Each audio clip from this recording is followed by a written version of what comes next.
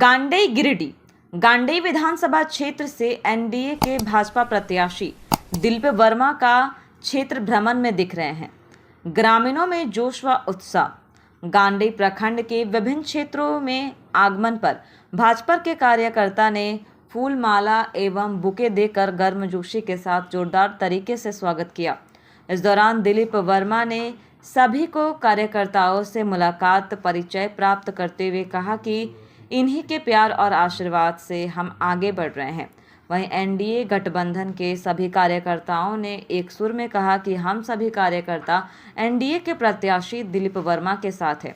मौके पर गांडेय मंडल के गांडेय बाजार में विधानसभा प्रधान कार्यालय में एक सामूहिक बैठक रखी गई, जिसमें हमारे सभी गण्यमान्य कार्यकर्ता उपस्थित थे। वहीं कोवाड़ मोड़ में कोडरमा लोकसभा और गांडेय विधानसभा उपचुनाव के चुनाव कार्यालय का विधिवत तरीके से उद्घाटन किया गया। साथ में सभी गण्यमान्य कार्यकर्तागण उपस्थित थे। साथ ही साथ कोवाड़ मोड़ में कोडरमा लोकसभा और गांडेय विधानसभा उपचुनाव के चुनाव कार्यालय का विधिवत तरीके से उद्घाटन किया गया। साथ में सभी गण्यमान्य कार्यकर्तागण उपस्थित थे। वहीं पर जनता और युवा साथियों से मुलाकात भी किया और ग्राम रघु सिंघा पंचायत अलगुंदा, ग्राम घोषा सिंघा पंचायत अलगुंदा, ग्राम बंसीडीह पंचायत लेदा, ग्राम गादी पंचायत लेदा में सघन जनसंपर्क अभियान चलाया गया। जनसंपर्क अभियान में भी जनता जनार्दन से मुलाकात हुई। गिरिडीह से चंदन पांडे की रिपोर्ट। उसको हम रोजगार दिलाने का प्रयास करें, तो आप लोग यदि जुड़े रहे। हम लोग तो वोट देंगे ही नरेंद्र मोदी को, चाहे वो हम लोग को गैस सिलेंडर दे ना दे, कॉलोनी दे ना दे, कुछ दे या ना दे, क्योंकि हमारे नरेंद्र मोदी भारत बहुत पिछड़ा हुआ था और जो कि अभी मतलब बहुत पहले स्थान में हमारे भारत है। इसलिए हम लोग नरेंद्र मोदी को वोट देंगे ही, वो दे हम लोग को कुछ या ना दे, लेकिन हम लोग उनसे यही सहयोग मांग रहे हैं। तो डायरेक्ट वो हम लोग को नहीं दे सकते हैं, आप ही दे सकते हैं, इसीलिए हम आप ही लोग से मांग। जोरदार आवाज होनी चाहिए और हमारे समाज को सशक्त करने के लिए हम हमारे दो ही सबसे परफेक्ट होगा, क्योंकि हमारे संसाधन को आज लूटने का काम कर रहे हैं दूसरे लोग। और आप जिस गांव में अभी गुजरे हैं, हम लोगों का गांव छोटा है, अभी आप वोट मांगने के लिए जरूर आए। इसी तरीके से हम लोगों का विकास खोज के आप करें, मैं आपसे यही विनती करता हूँ। और दूसरी चीज है, हमारे गांव का रास्ता एकदम ठीक नहीं है सर, इसको जरूर सुदृढ़ करने का कोशिश करें। बहुत बहुत धन्यवाद। माताएं नहीं पढ़ी हैं, वो अगर ग्रुप से जुड़ गई तो हमने अपने गांव में देखा है कि उसका जो पति है वो मैंने ठेपा मारता है, लेकिन उसकी पत्नी को हस्ताक्षर करते देखा है। ये आपके ग्रुप का कमाल है, ये हमारे मोदी जी का कमाल है। क्या सही है या गलत है? तो निश्चित रूप से जब से आप लोगों का इस तरह की संस्थाएं अपने गांव में चलने लगी हैं, एक बड़ा प्रेरणा मिला है अपने पूरे समाज को। कल तक जब हम लोग देखते थे कि घर में कोई समस्या आई तो जितनी हमारी बहनें हैं, जितनी माताएं हैं, उनका एक ही बात आता था कि अब घर में समस्या है, अब जे करते मालिके करते, यही बोलते थे। लेकिन आज हमने देखा है गाँव में जब घर में समस्या आती है तो अपनी बहनें, अपनी माताएं आगे आती है और पूछती है कि अगर दिक्कत हो तो हम मदद कर दें। क्या होता है ना? तो देखिए, इस तरह से अभी इतना बड़ा अपना देश में, जो देश आप बोले ही कि आज के कुछ दिन पूर्व हम लोग कहते थे कि ये देश, हमारा देश बहुत पिछड़ा है। कहीं भी कोई भी देश, विदेश अपना प्रधानमंत्री जाते थे, कोई सम्मान नहीं मिलता था।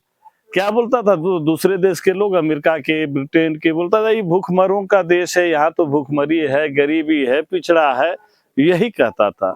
लेकिन मात्र 10 साल में मोदी जी ने यह चमत्कार करके दिखा दिया कि आज अपना देश पूरे विश्व के ने अभी 5वें में है, तीसरा ओवर हो जाएगा। आर्थिक रूप से अभी 5वें पायदान पर अपना देश को पहुंचा है। तो निश्चित रूप से जानते हैं किसका योगदान है, ये किसने किया? मोदी जी का? नहीं, मतलब उसका जो है, मोदी जी का नहीं कमाल है, कमाल आप लोगों का है कि आपने एक एक वोट मोदी जी को और भारतीय जनता पार्टी को दिया, तब अपना देश आज मजबूत हुआ है। फिर देश को मजबूत रखना चाहते हैं कि कमजोर करना चाहते हैं? सर हम लोग को कुछ मिलेगा चाहे नहीं मिलेगा। मजबूत करना चाहते हैं तो सुन लीजिए बहन लोग और सभी भाइयों लोग सुनिए, अभी अपने देश में जो चुनाव अभी चल रहा है ना, तो जो लोग 10 साल मनमोहन जी के शासनकाल चला ना 2004 से 14 तक, देखे थे पूरा देश में कहीं विकास का कोई चर्चा होता था? नहीं, अगर होता था तो कोई भी बोलिए, क्या चर्चा होता था? 2G घोटाला हो गया, 4G घोटाला हो गया, 5G घोटाला हो गया, कोयला सुनते थे लुटा गया, कहीं लोहा लुटा गया, कहीं ट्रेन बिक जा रहा था। यही अपना देश में होता था, रोज खबर छपता था तो आज ये घोटाला हो गया। यही होते आया है। देश को आज सशक्त और मजबूत और जो सब गरीब गुरुओं के साथ रह करके सभी का ख्याल मोदी जी रखते हैं ना, तो मोदी जी यह भी कह के हम लोग को भेजे हैं कि जब भी आप गांव जाएं, जब भी आप क्षेत्र में जाएं, तो एक बात, मेरी बात माताओं बहनों और भाइयों को जरूर पहुंचा दीजिएगा कि जो भी काम आप लोगों का अधूरा है वो गारंटी के साथ वो मोदी ही पूरा करेंगे। ये वादा करके हम सबों को आप लोगों के बीच में नरेंद्र मोदी जिंदाबाद, दिलीप वर्मा जिंदाबाद, मुखिया जी जिंदाबाद। कहने का है कि चर्चा हम लोग करेंगे, तो हमारे मुखिया जी बहुत चर्चा कर दिए। अब जितना हम चर्चा करेंगे आगे बढ़ते जाएगा, लेकिन इतना कई के लोग होता है ना, कभी कभी गेरुआ पहन करके साधु बन के आते हैं, लेकिन वो शैतान रहते हैं, ये जानते हैं ना, ठग के जाते हैं, ठगने के लिए भी आएंगे और कहने के लिए आएंगे कि अभी मैंने कि MP के वोट ना दे, मोदी जी तो बनिए जीतो। ये भी कहने आएंगे कि मोदी जी तो प्रधानमंत्री पक्का है, लेकिन इस सीटवा नहीं जीतने देना है, ये भी कहने आएंगे। और इसी तरह कह के हमको याद है 2004 में अटल बिहारी वाजपेयी की जब सरकार थी, तो सभी लोगों ने यही कहा कि अटल जी ठीक है लेकिन ये MP ना चाहिए। अंत में क्या हुआ? अटल जी ही चले गए।